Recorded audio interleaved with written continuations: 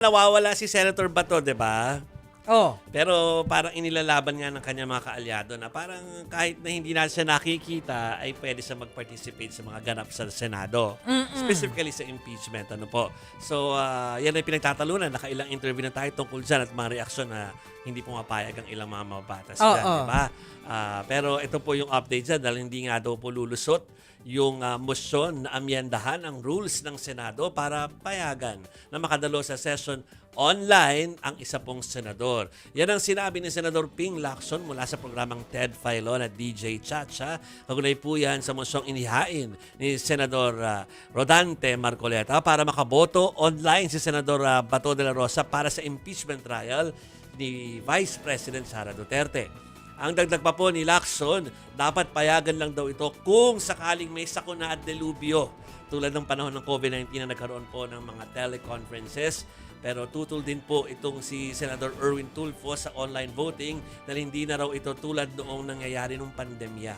Sa naging panayam naman ng ating programa kay Lead Impeachment Prosecutor, Congresswoman Jervy Luistro, iginiit niya na kung kayang i-risk De La Rosa na mahuli siya para lang maging Senate President, ito pong si Alan Peter Cayetano, dapat ay may rason din siya para magpakita at gawin ang kanyang constitutional duty bilang Senator Judge. Paalala lang natin sa kanila yung interview natin kagabi kay Congresswoman Jervil na sinasabi niya na, at alam natin ito, Mase, importante, Chiki, na nandyan ka kapag impeachment kasi marami pong nagaganap or nuances na nakikita lang ng judge o ng senator judge kung nandun siya. O yung Totoo demeanor yan. nga daw, sabi ni Oo. Kong Jervy Luistro, sabi niya, dun mo makikita, nagsisinungaling ba to? Nagsasabi ba to ng totoo?